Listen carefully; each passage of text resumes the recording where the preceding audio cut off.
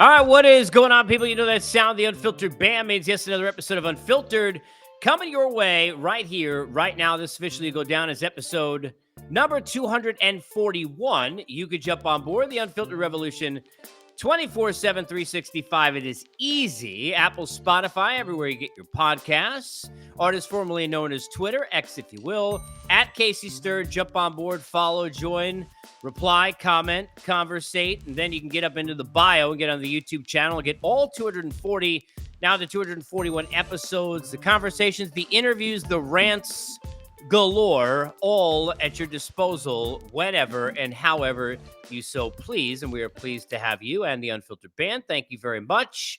That's about all the pleasing we're going to do, because if you remember those shirts back in the day, this is your brain on drugs. This was me. This is me after looking at another Hall of Fame ballot that just, to me, exemplifies what is wrong with not the process necessarily. While it has its issues, go back a couple episodes ago, went into that, done that many times over the last 20 plus years. But the handling of certain voters, the handling of an exclusive honor for the most exclusive class in all of sports to get into the Hall of Fame. It ain't the Hall of Very Good. It is the Hall of Fame. But you know who's not very good? A lot of the voters. Every year. And this is not about, I think they're going to get their votes revoked, because I know it's not going to matter. Because with no disrespect to anybody, and I know Barry Bloom, a longtime coworker of mine at MLB.com, longtime in the business, tweeted me this morning when I was ranting about this. But hey, they're not going to revoke the votes. It doesn't matter if you don't agree. We understand that. I know that. I get it. I've discussed it with pretty much every writer I've ever talked to. And I've had plenty of the tit for tat arguments with the Murray Chasses of the world and others on shows in the past about some of their ballots. And it doesn't matter, because you only need 75%. You don't need 100, but the one vote could matter for someone who is close, or for someone who's in their last year on the ballot. I know they're not going to change it. I understand they're not going to take the votes away, but why? Why are we in the Angel Hernandez world where you could be the God's shittiest umpire and it doesn't matter, you still get a job? Don't you have to be good at it? Well, if you have a ballot and you are not handling it with the honor. Now, look, opinion, no problem. We don't agree, no problem. Players are as good as I think, or vice versa. That's no problem. Who the hell am I? I'm just a dude. Because, look, people who are in the business of media and broadcasting don't get votes. I get it. Play-by-play announcers don't get votes. Hall of Famers in the past don't get votes. It's just the baseball. And most of them, the baseball writers who have these votes, handle it with the delicacy you should, whether I agree with them or not. I'm not asking for them to do everything I or you or anybody agree with. We're asking them to care. We're asking them to understand the honor. And I'm going to give you Exhibit A of what has always driven me nuts, and that is the examples of ballots where you know it just wasn't handled the right way. First, let's handle this. We, as always, brought to you by good friends at BetOnline, your number one source for all your sports betting needs. Latest odds, lines, matchup reports, basketball, baseball, boxing, golf, football, everything you got, they've got it and more. BetOnline continues to be the fastest and easiest way to get all your wagers, live betting, favorite casino and card games. They're all available right now, right from your phone. So do yourself a favor. Head over to the website. Use your mobile device. Sign up now. Get in on all this action. Remember to use the promo code BELIEVE. That's BLEAV. You get a 50% welcome bonus on your first deposit. It is BetOnline where the game starts. As I'm sure most of you do, if you're baseball fans, you're watching or listening right now, wherever you're getting this, YouTube, Twitter, X, Apple, Spotify, everywhere you get your podcast, shameless plugging, you follow Ryan Thibodeau, who does a tremendous job keeping everybody abreast of who has voted and what they have voted for. And yesterday came a vote on a ballot that was put out there, and thankfully not anonymous, so we know who it is. Certainly not unanimous either. From Mark Purdy. Now, I don't know, and I hate giving these guys shine because I don't want to give them the attention that they're looking for. But so that way you can search the ballot. And I don't even know, and I refuse to do it. And I'll be fair, I didn't look him up yesterday after seeing this because I don't think I could hold back from telling him just how ridiculous this ballot is. And I don't really have the patience or the time to get into that conversation. Unless if he sees this, he wants to do it here, you're more than welcome on the podcast. I'd love an explanation. But I don't know who Mark Purdy is. Maybe he's a nice guy. Maybe he's been in the business a long time. Maybe he just has tenure. Maybe he has a blog. Maybe he's Brock Purdy's uncle. I don't know. But here's what I know. He has 3 names on the ballot. He has 3 names on the ballot. He's got Adrian Beltre, Billy Wagner, and Omar Vizquel. Last year, he had Todd Helton on his ballot. This year, he does not. Last year, he did not have Omar Vizquel on his ballot. This year, he does. I want to take this and dissect this and tell you why we're exposing exactly what's wrong with the way some of this is handled, and none of it will ever matter. But it's fair that, to me, players who are eligible for the Hall of Fame, forget me, get driven nuts by some of the ballot handling because of this kind of garbage. Number one, it's okay to only vote for 3 players. If you think only 3 players belong in the Hall of Fame on the ballot, that's fine. I think you should be able to vote for more than 10. If you think 13 of them are Hall of Famers, you should be able to vote for 13 people. What the hell do I care? If 13 people belong, I'm saying, well, no, you can't count 13. So 3 guys got to miss out on votes. Oh, we'll wait till next year. But this guy's in the last year. Excuse me. I almost knocked the mic off. This guy's in the last year, right?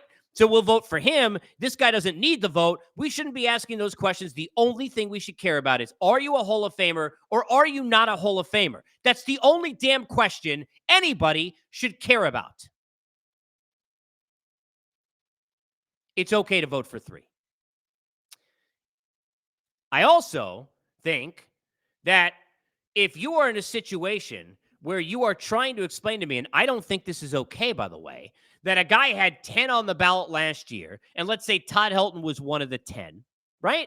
But when he was the 10th guy, he power ranked him, and he said, just for happenstance, Todd Helton's the 10th guy, I think. And then he went to the next year, and somebody new on the ballot, like Adrian Beltre this year is on, bumped Todd Helton to 11, Helton not in his last year of eligibility, and his explanation was, well, I had Helton as my 11th guy. This stupid process where they only allow me to vote for 10 didn't have him in, but don't worry, I'll have him in next year. I'm not okay with that because the process is flawed, but the processes then would put you in that spot where you're allowed more so to be flawed, and you'd have some sort of a conversation. How in the hell could Todd Helton be a Hall of Famer last year and not this year? Please explain. I'll give you time. Tell the wall. Tell your dog. Tell a friend. Somebody tell me. Did his stats change? Did he make an error a month ago that I'm not aware of? Oh, he played at Coors Field too many times in the last 6 months? You didn't believe in the humidor? Do now, vice versa? Well, you didn't like his OPS plus that he had over Christmas? How in the hell could a guy be on the ballot last year and not on the ballot this year when you don't even have 10? So you're basically saying you went through all of the work, and you really, Mark Purdy in this case, right? You really did all the due diligence to go make sure that you voted for the right freaking guy. And then when you went back to do it again this year, instead of just looking at just the new people, you wanted to do your due diligence. So you went all the way back through all of your notes and all of the stats and realized, oops, I thought that was Todd Helton. There is no excuse. It is a freaking disgrace. It is an abomination. It is an embarrassment to the sport and to the Hall of Fame and to your fellow voters. They're not going to tell you. They may tell people like me behind the scenes. They're not going to tell you because they can't tell you in places they don't talk about at parties like they say in A Few Good Men. But let me tell you, they think you're a disgrace too. It gets better. Todd Helton's not in there anymore. And by the way, this is not about, because if you want my opinion, which you may not, okay, and I like Omar Vizquel a lot, and I've said before, his premier defense at a position like that, at the level it was, probably the best double play combination I've ever seen with him and Robbie Alomar and all the things that he did and all of that, and the focus that, even though we had the Jeters and the Ripkins and, excuse me, the A-Rods and the Miguel Tejadas and all the big shortstops that brought offense to it, it was always a premier, predominant defensive position. There are a lot of people who think Omar Vizquel was as good defensively as Ozzie Smith. You want to put him in for that reason, right? Andrew Jones in center field, who I've talked about. Most center fielders who have played against him have told me he's the best center fielder they've ever seen defensively. That's a big deal at that position for me. You want to say that holds water? I'm okay with that. It's not about anti-Omar Vizquel. But Omar Vizquel was never, is not going to be a better baseball player than Todd Helton. He's just not. Okay? He's not a better baseball player and never was than Gary Sheffield or Joe Mauer, and I could go on down the list. He's just not. Sorry.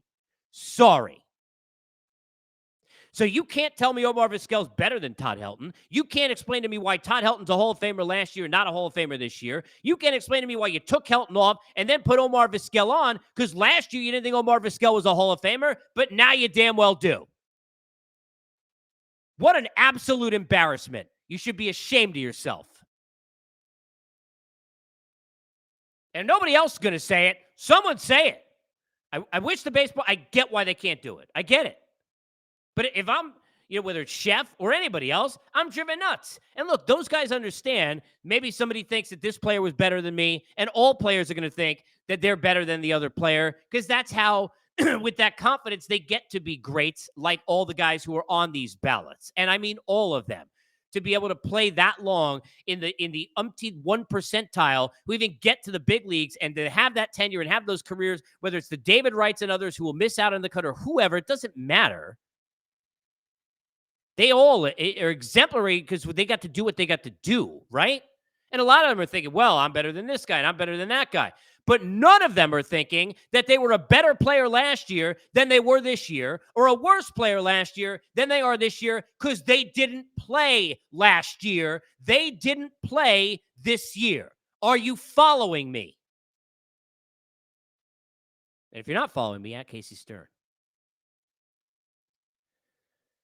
These are the ballots that make it a disgrace for everybody. These are the ballots that embarrass everyone. And we could sit there and say, well, it doesn't matter because they're not going to revoke the vote. I get it. We could sit there and say, well, it's this guy's opinion and he's allowed his opinion. I get it. He's allowed his opinion. But when you have an honor, this is not, look, everybody gets to vote, right? When you get to a certain age, right? For whether it's politicians or your local establishment, everybody get fine. So everybody you can get this guy's vote you don't like, or that person, I don't agree with that lady, I don't agree with this guy, I don't agree with whatever. It's all of that can happen. This is not that. It's an exclusive honor, and it's going to be an exclusive class who gets to vote for the exclusive class. Sorry. It's only a few hundred people in the world that get to do it. Sorry. And this dude can't be one of those people.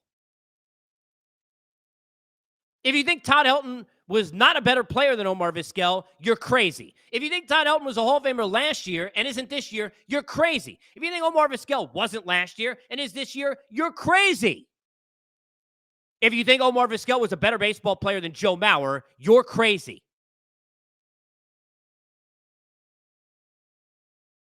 A disgrace.